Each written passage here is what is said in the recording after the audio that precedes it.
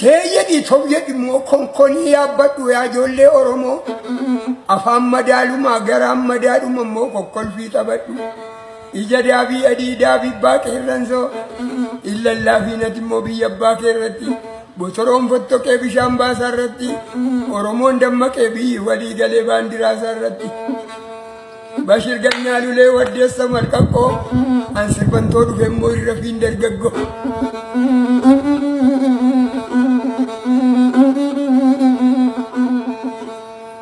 Adara melali sakara gamgo waran argani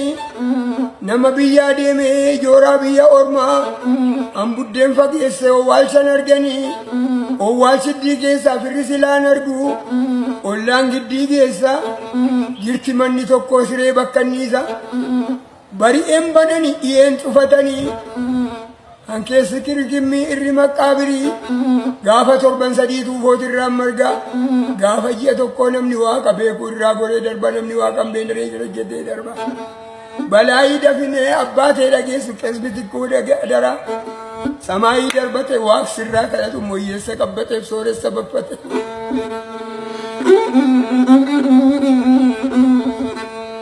Adara melali tadara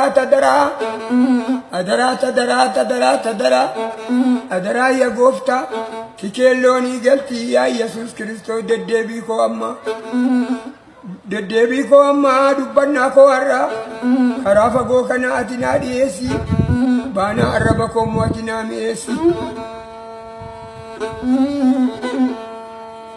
mukarba duba baji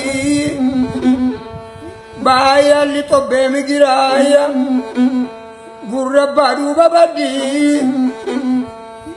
maya fanasadi diraya yesafu ya barakanaya figna nuti tokkasuyu akabasalunjini figna nuti kollofuyu akkasatini birri Sanda koma kale lafa innan jabate wa kalalam fagati funyon nati tatame baduf karaf fagate sabba ko din nagaya kuteni joda be an kolletin devine badem barbacha da be an badi tin devine Dulen tora tada beektera tindevine taeni mimmanna ka karbu ganna jige akabtu bayanni be matan kabun filaddu abban kabuni maddu gunyonna titatame gullonna tidagame ya waqa yomallata yomal jede nanatame yomal jede nanataya Figub lafa kottaba isu biyero ko darba Maliko mali jede nagari jagawanani barite bandirisa subi arremba fadda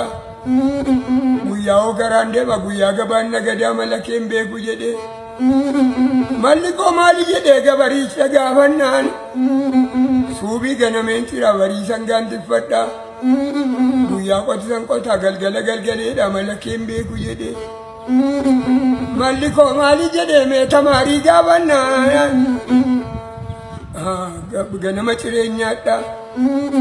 guyyaa daftaran guyyaa silaanan baradha galgala nan qota malaken beeku jedhe Maliko mali jedhe doktericha gaafanna Ano marfeen danfisa nafsee namaa nan bisa Alkan sabida badden inna guddaan ayyaala hospitaalan garmaama malaken beeku jedhe Maliko mali jedheeni bakka rabbaa koo durii eeboo manaa fudhadheen gara caakkaa gugadheeni kuruphee kolbaa diimaa shambaalleedhaan tumadheen hodhee gooba baasiseeni Koba konta ujennan sawwa duran absiseme anin ebadu jennani ga daadi nanu dachise amun muka ujennan ummata nu bachise anin muka ujennan basen kokolu kiseme baadiyyaa fi katama deemeen irra luffiseeni isa Keeniyaa jirus isa Taansaaniyaa jirus